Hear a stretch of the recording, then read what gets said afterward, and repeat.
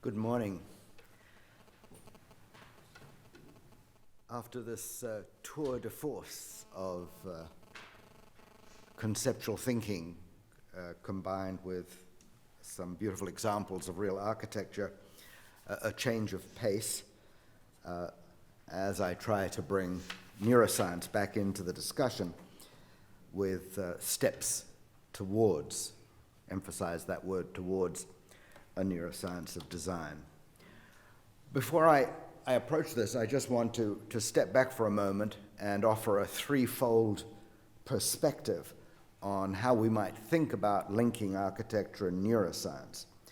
Our focus in this session is the neuroscience of the design process, but returning to themes from Dr. Macagno that he will develop again today, there's also the neuroscience of the experience of architecture. How do people with different minds, different brains, experience architecture in different ways? And then a theme we'll pick up on this afternoon will be neuromorphic architecture, the idea of thinking about a building having its own brain. So just 3 slides, one for each.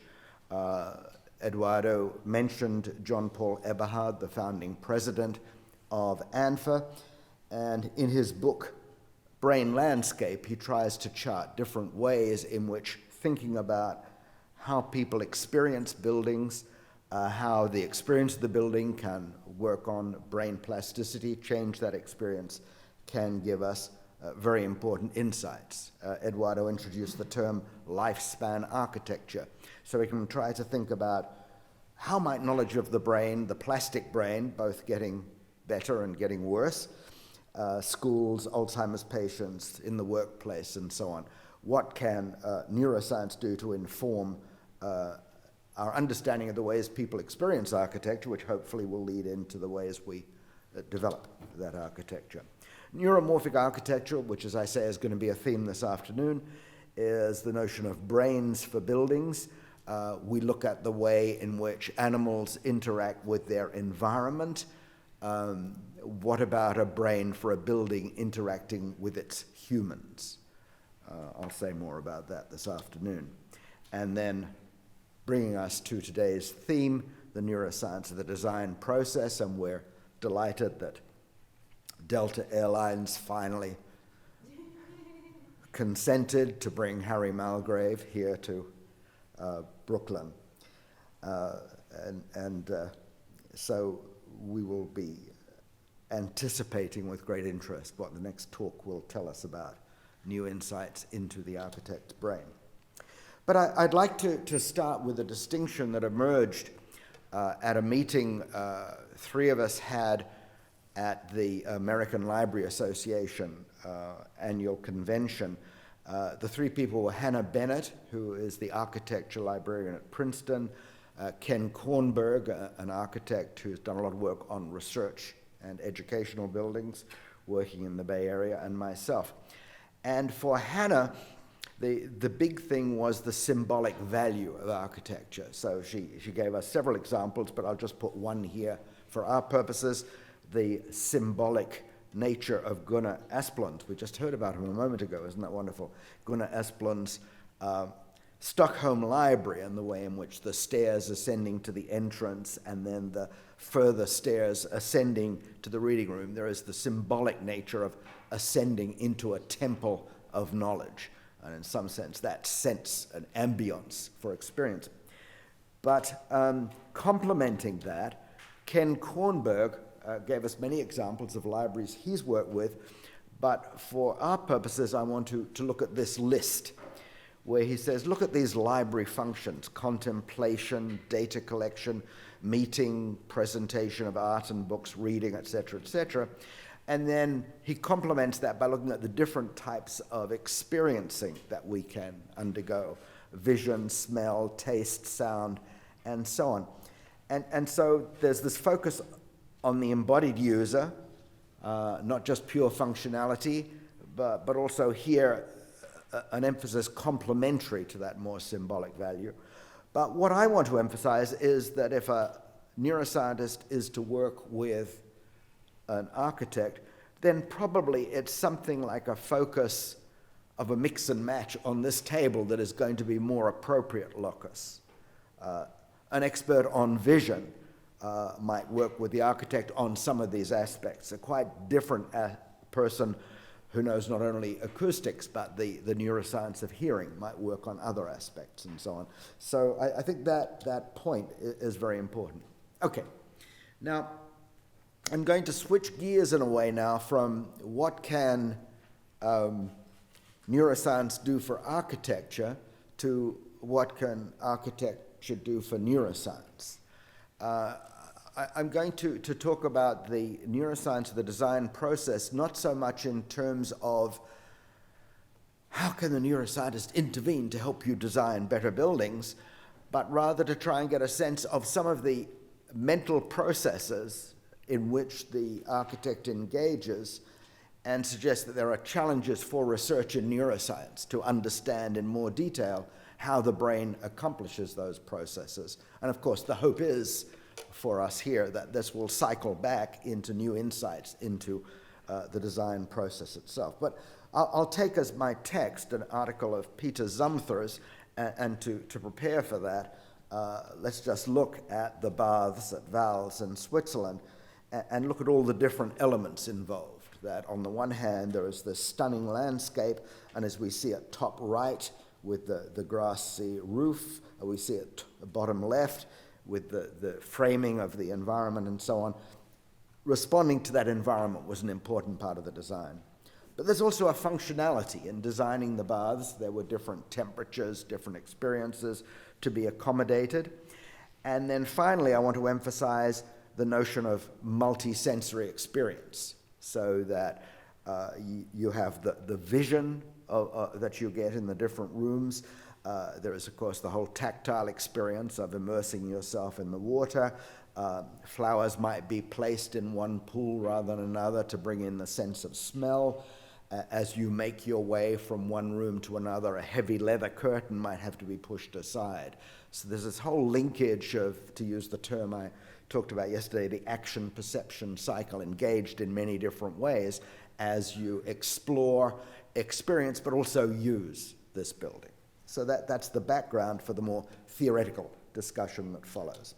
So Peter Zumthor has an article called A Way of Looking at Things, and the structure of what follows is going to be, I'm going to take a short quote at a time from that essay, and then I'm going to offer a few riffs. Each of these, of course, could be a huge exploration of topics in neuroscience, but I'm hoping this will get us thinking in a certain way that forwards our discussion between neuroscience and architecture. So here's the first one, invoking memory, image, and imagination. When I think about architecture, images come into my mind. When I design, I frequently find myself sinking into old, half-forgotten memories. Yet, at the same time, I know that all is new and that there is no direct reference to a former work of architecture. So what's going on? We remember things, but we don't remember them in many cases in all their particularity. And as we remember different things in different contexts, there can be the attempt at veridical memory. Can we get it right? What really happened? Or the gathering of fleeting impressions into this new whole. So there is another point is images. I think it was Dan Bucescu yesterday who commented on the fact that our visual images are much more vivid than our images in other modalities. But was that a correct memory, or did somebody else say that? Thank you anyway. Maybe it was Eduardo then. Yeah, okay, there you are. You see the fallibility of memory. The point is made. All is new. We have Dan spouting words he never uttered. But the point is that many of us are better at visual images, but musicians are wonderful at auditory images. If you are a perfumier, then your olfactory images are great. So this bringing together of different experiences. So let's just say a little bit about memory. Perhaps the most famous case study in the work on memory is that of a man named H.M. He died a couple of years ago when it was finally revealed that his name was Henry Gustav Mollison. He had this huge area of his brain resected because his epilepsy was so bad that it was felt that only by removing this large part of the brain could we stop these tempests in the brain. And then, amazingly, he lost the ability to make new episodic memory. He could not remember new events. And so you might be talking to him, and as long as you were talking, everything was fine. But if you left the room, this is in the old days when people left the room to take phone calls, and then returned a few minutes later, he would be very polite, pleased to see you, but had never seen you before. But an amazing thing was discovered. Although he lost episodic memory, he still had the ability to develop new procedural memories. So this is a sort of scenario. You would come to him with a new game and you'd get him to play it with you. And as long as you were playing with him, his working memory was fine. He could keep track of what was going on. And then you'd leave, and next day you'd come back and you'd have the board game, and he'd never seen it before, and he was interested, and you show him and he'd play it. And yet, after days and days of this, when each day he had never seen the game before, he played better and better.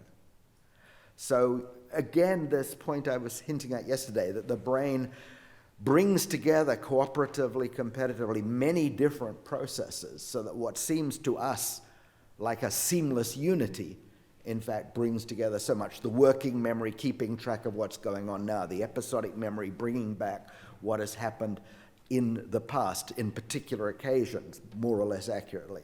And that development of a body of skills. So I think here in this marshalling of different episodes, different procedures into our current working memory, our remembered present was the term we heard yesterday, is very good. How many of you have seen the movie Memento? Good. So Tom is not the only one here who can use movie quotes. As you'll remember, this was based, in fact, on the case of H.M., a person who had no ability of episode since the trauma, that had lost his memory. And so he used his procedural memory to develop two skills. One, to take photos of things he thought might be significant for later reference, and the other was to have important findings tattooed on his body. And to disorient us, but also to give us a feel for this procedure, the film ran backwards. So each scene came after the scenes that would be later in the movie.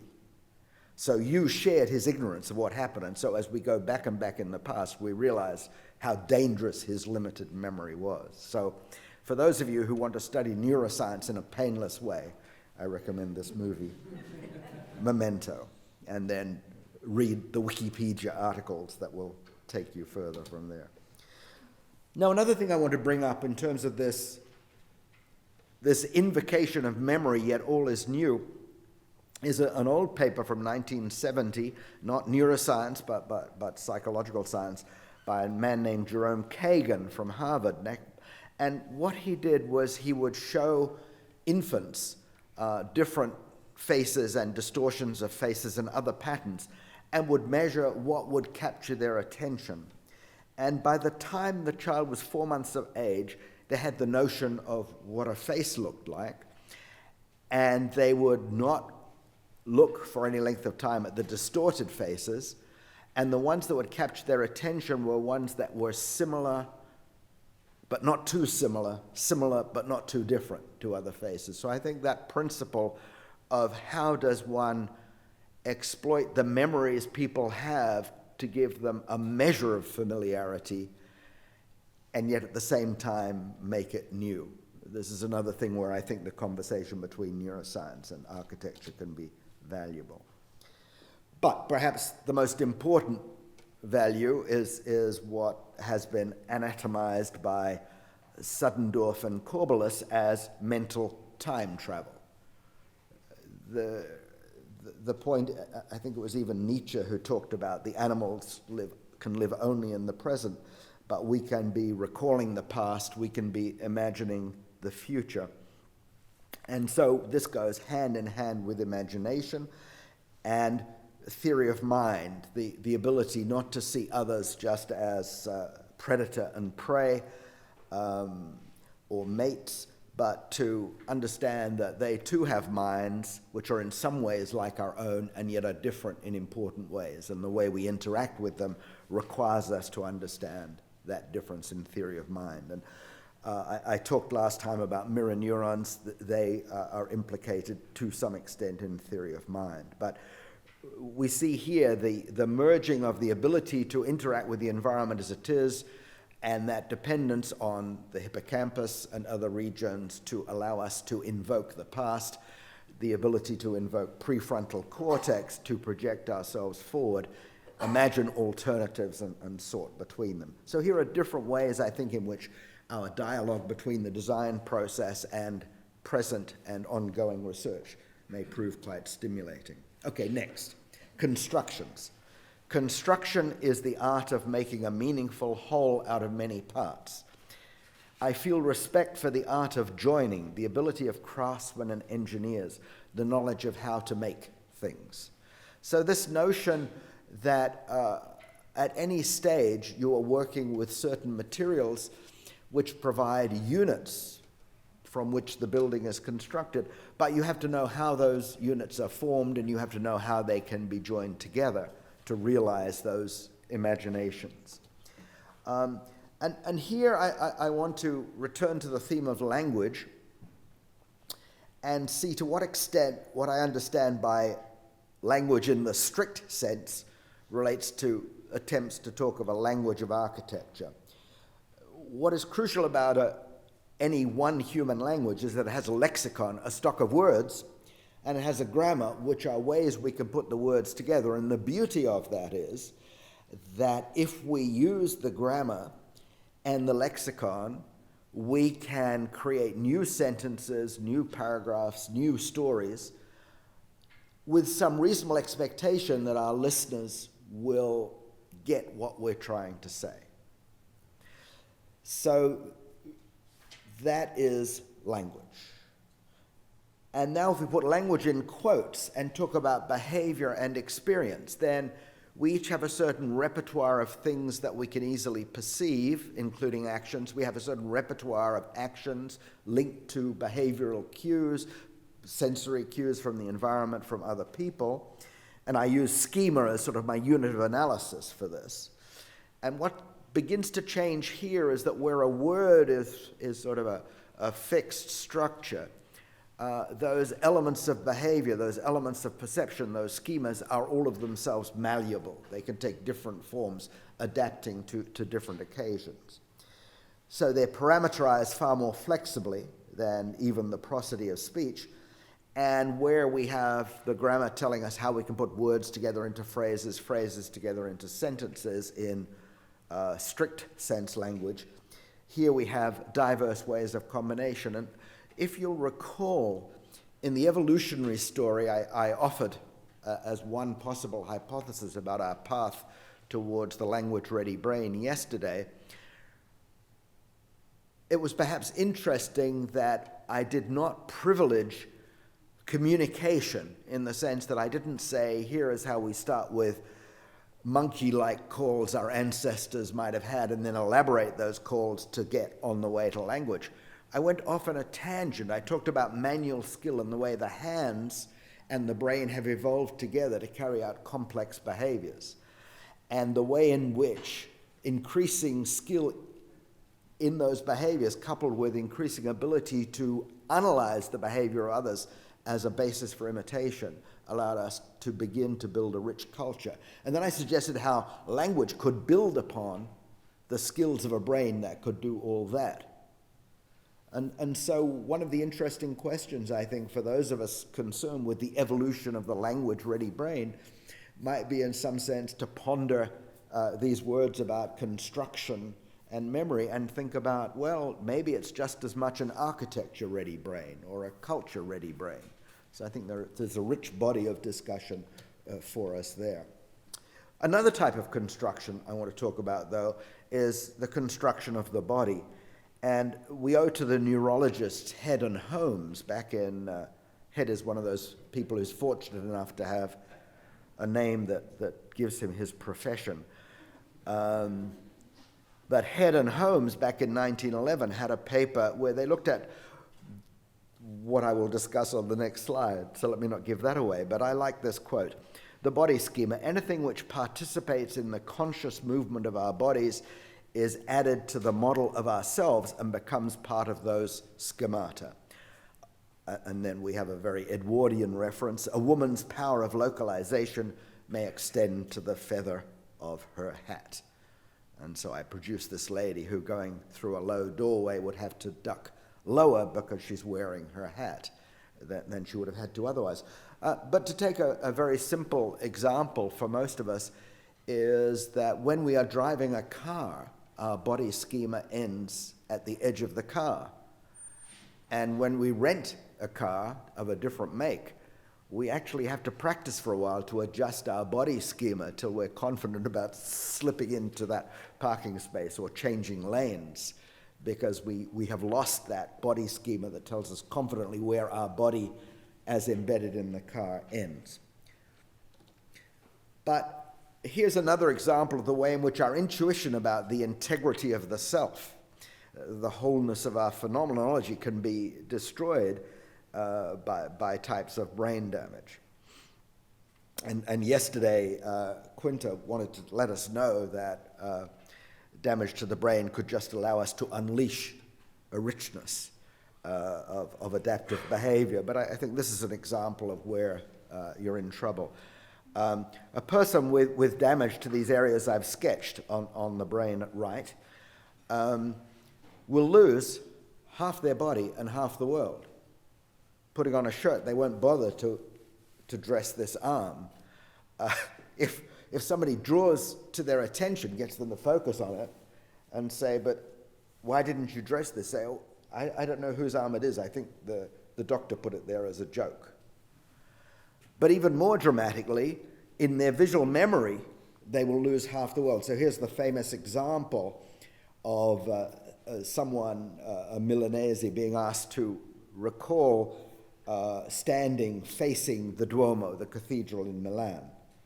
And he could quite accurately describe the right half of the cathedral and the buildings on the right half of the piazza, but couldn't describe those on the left.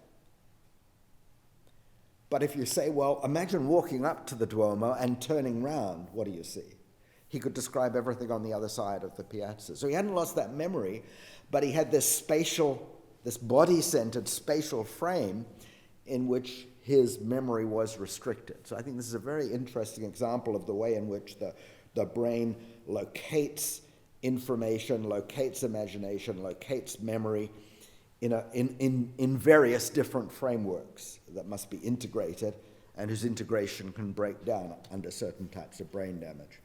So I want to see the body schema as an assemblage. We have the external world, we have our brain constructing our body and our world in relation to each other. And whether we're wearing a hat with feathers, using a tool, driving a car, our body schema is changed. So we have these perceptual schemas. What can we perceive out there? Our motor schemas. What can we do? These are integrated into our current assessment of who we are as we interact with the environment. So let me just make this observation. I threw this terminology at you yesterday in passing. Let me go again. J.J. Gibson made the famous point about affordances, the idea that we often think about vision in terms of recognizing objects in a scene. But he was making the point that even without recognizing objects, you may be able to respond to stimuli from the environment that provide affordances for different types of action. So the example we gave was walking down the street. Your peripheral vision may pick up the optic flow to tell you to detour to avoid a collision. I talked about the way in which reaching out to grab something without even thinking about, is this a microphone or some other object, it provides an affordance that I can use. Now, the other half of that, his disciples in later years added the complementary notion, which is that of effectivities. So I can reach for this because I have a hand. If I didn't have a hand, perhaps I'd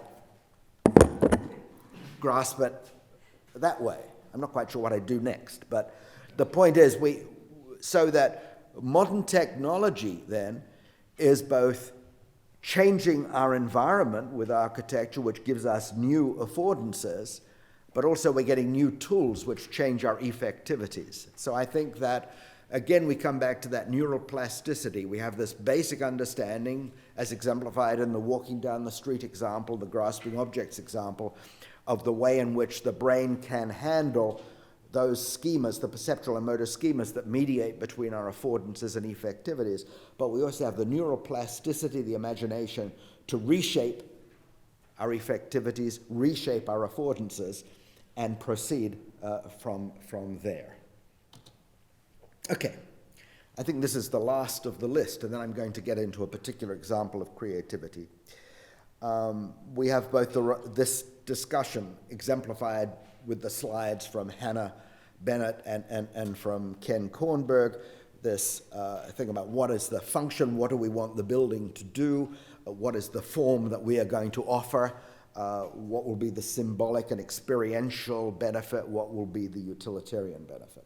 And also this idea of the whole and its details. So to the first point, we have this observation. Unlike the sculptor, I have to start with functional and technical requirements. And now I've been told by some of my architectural friends that functionalism is a dirty word.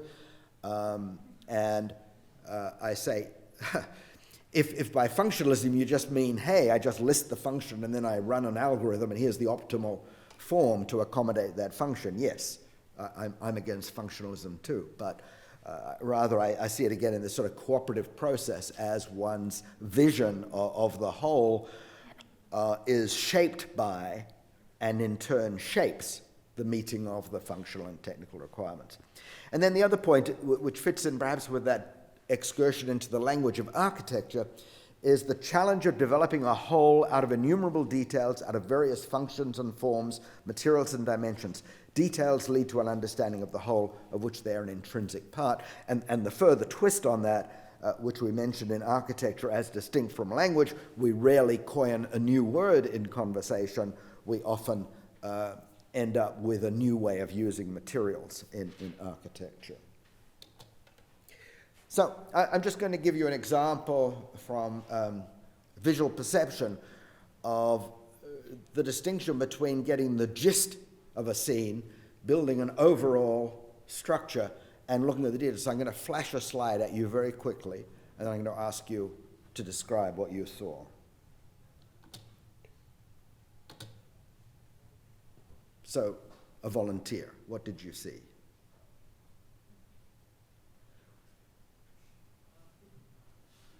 Somebody speak. What? Women's soccer game. Wow, are you wrong? Okay, at least you saw there were women in a sports situation. So, okay, that's a gist, right? That's a high-level structure. Anybody want to offer? Yes, sir. Track racing.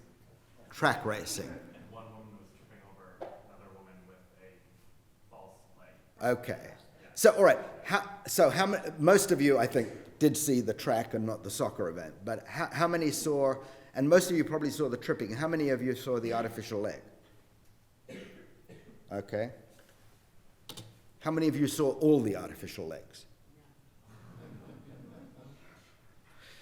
Okay, so this makes the point that in our visual perception, our attention is grabbed, we make sense of something, but it's intriguingly, we are working both with that sort of overall whole, an athletic event with women, and a detail. In this case, we had time to attend to one detail.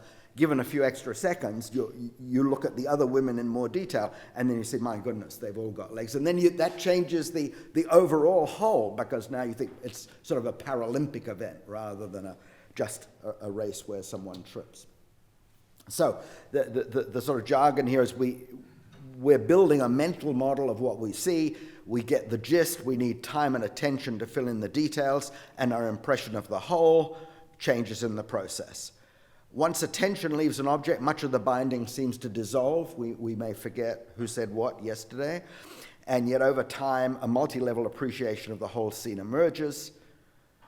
And vision is but one part of this action-oriented perception. But what I'm saying is that we may look to studies of vision in part for the direct applicability to the visual dimension of architecture, but also we can look to it in ways in which our imagination, in this case guided by an external stimulus rather than our internal imaginings, can negotiate this emergence of the whole, which lets us place the details, the attention to the details, which lets us reshape the whole. So I think that's another case of a process we're beginning to understand in neuroscience that can add to the lessons that are appropriate.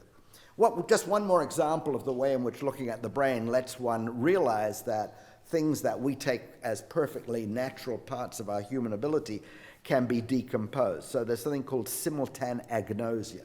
Agnosia is lack of knowledge, simultaneity, so you're unable to see things happening at the same time. And without getting into the details, the key point is that some people with simultaneagnosia can only look at one object at a time, and they lose all their working memory of every other object in the scene. And this can be particularly bad if you're just walking around, because if you can only see one object you're focusing on, negotiating a complex, cluttered environment becomes very dangerous indeed. And then other people have the ability to sort of get the layout of the scene, to remember that there are objects up there, but lose the details.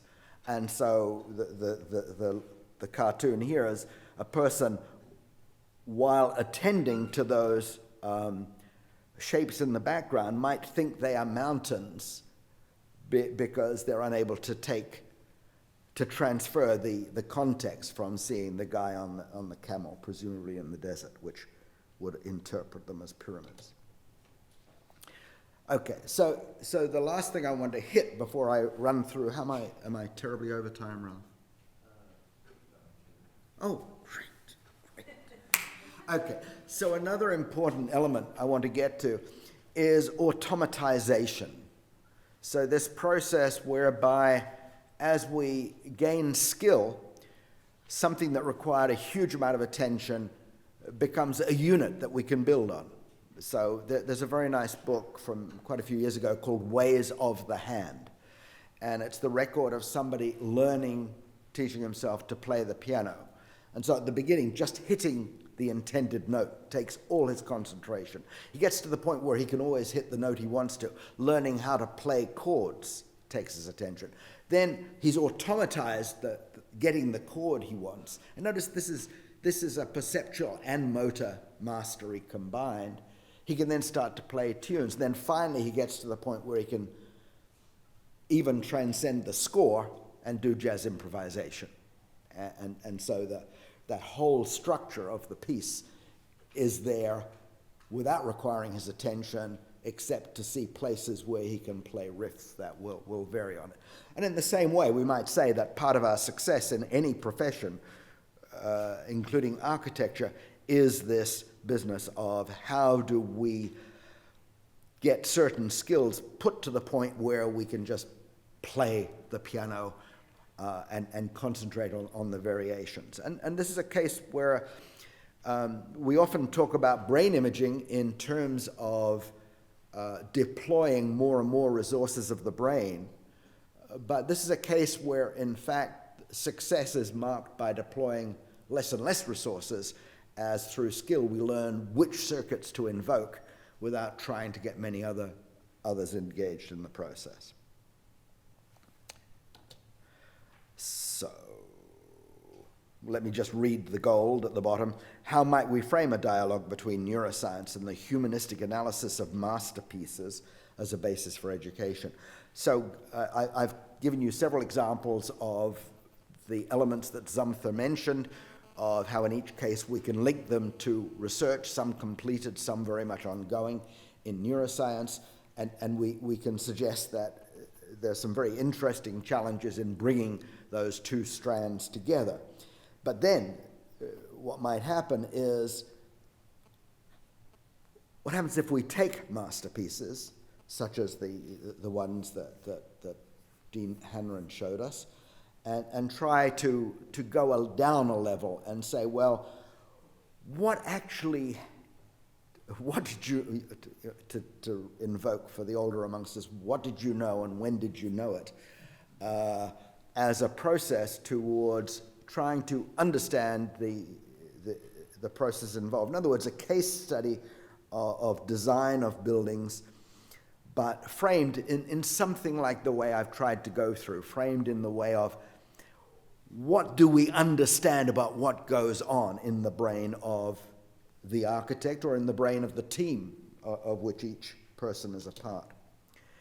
So what I think I will do is jump to an example, and the case study I have, unfortunately, is not one of a building, but it's one of group creativity and choreography. But I think by working through this example, I'll be able to introduce some ideas. So it's a choreographer, Anna Smith, in Melbourne, in Australia, worked with a group of dancers over 9 months to create a dance. And we're going to see ways in which it is an expression of group creativity, even though the choreographer played a crucially directive role in what was going on. And the text for this is by a woman in West Sydney, University of West Sydney, called Kate Stevens, Chronology of Creating a Dance. And I want to just emphasize that subtitle, well, not the main title of the book from which this is taken, Thinking in 4 Dimensions. And so I think that's a very nice thing to think about, because often if we just think of a building in its static mode, we're thinking in 3 dimensions. But if we already mentioned the idea of walking through a building in relation to movies, the active versus the passive. But in general, as we use a building, explore a building, then that 3-dimensional structure becomes a 4-dimensional occasion. And so thinking in 4 dimensions is something very important to us. So there is some dialogue here, even though we are going to be outside watching the dancers rather than inside the building. Okay, so I just want to take a glance back at language. I keep emphasizing in my work that language is a multimodal system. As I stand before you, you're not just listening to my voice, you're not just hearing a sequence of words. Already the voice is inflected with some prosody. There's emotional expression. I'm not just talking in a monotone like this all the time. There is expression in my voice and my face, and then my hands are decorating it in some way, what we call co-speech gestures. And then we have many cultural developments that condition the way in which I speak and the way I convey meaning. And so I'm just as an aside, I want to say that I'm interested in placing music and dance in that same evolutionary perspective as a multimodal system in which movement of body and voice are intertwined. But that's not the key point here, but it is trying to link the dance into the general intellectual approach to neuroscience that I've been offering you in these 2 days. We've already touched on memory, and we've talked about the role of memory of past events, past buildings, past situations, as it comes to bear in the design process of Zumthor.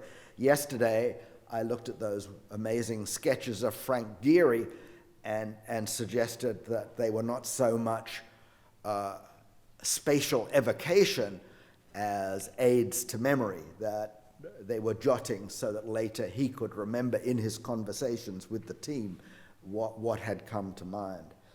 In the dance, we don't have any notation. A static picture won't do it. And so there was this interesting attempt to build external memory using jottings, notes, a journal, still photos, and videos. So there were these different forms of memory that were external, and yet at the same time, as we'll see, a crucial form of memory was the body memory built up in the dancers as they came to automatize certain patterns of movement that could then be built into the overall dance. So the initial idea really was just, let's do a dance inspired by blood, red blood. And so a at the beginning, this was a very ill-shaped performance. And part of it was just in the first week, having shared the idea with the dancers, just getting people to move in any way that occurred to them. But there was still no shaping. There were parts in search of a whole at that stage. So in the second week, the through lines, the movements that people had expressed in the first week were then scrutinized to see which ones just seemed like good pieces from which the whole might be assembled. But the other thing that happened was the choreographer asked people to bring red things to rehearsal. And the turning point was that one person brought red kidney beans. And the nice thing about these was not one bean at a time, but pouring the beans. And the pouring the beans had a metaphorical relation to the flow of blood, but it also made a very non-blood-like sound, as I'll comment in a moment. So here, for example, we see the way in which the blood or the kidney beans poured around a dancer would then create a context in which the dance would continue. But the other moment was that the pouring of the beans sounded something like rain on an iron roof. And so finally, after 2 weeks, the piece had a name, Red Rain. And that, of course, creates a metaphorical framework in which the piece will develop in perhaps a way it wouldn't had that name, plus the use of the kidney beans, not emerged. And then week 3, somebody said, hey, let us take the name of blood in vain and introduce, thank you, Eduardo, introduce blue as well as red. And so somebody came up with these paper sculptures. And then as we see in the photograph, here's one of the dancers nestling amongst this. And so this added a new structure, the nested child. And so part of the notion was that the emergence of scenes, the emergence of movements was now interacting with that notion of an overall theme. So now we get to the way in which prior schemas are placed in new contexts, but there is the beginning now of narrative momentum. In other words, we're not just looking at one image at a time, we're not looking at one action, one through line at a time. And we're seeing a little bit of shades of that discrepancy principle, where you take something you know, and then you develop it by doing something a little bit different. And so in week 5, this really was invoked. So we had these initial through lines, these initial movements of the flowing out of the body, which had been mastered by the dancers. Now the choreographer asked the dancer to construct movement that truncated the through lines. And this really troubled the dancers at first, because they had these smooth movements which they were totally comfortable with. But the choreographer taught them what was intended. So it's interesting again here, this notion of the interaction between the embodiment of the imitation and the symbol, the verbal instruction coming in, and between them yielding these new patterns of movement. So we're not just escaping existing schemas, we're not just we're ringing variations on them, but not blindly. There was a sense of direction on the motor side of the discrepancy principle here. Again, there wasn't the notion of a pre-existent criterion of optimality. As the movements emerged, the choreographer was developing a sense of what excellence was within the context of the emerging piece, and using that to help the dancers see what they had to master as they modified their motor schemas. But, again, I invoke another principle I talked about earlier, automatization. Week 5, these movements are very uncomfortable, very hard, they require a lot of consciousness. But by week 7, the strain of remembering was fading, and I could begin to really inhabit the movement. It's sort of interesting, isn't it? That switch from a conscious awareness of difficulty to an effortless embodiment of flowing and inhabiting of the movement.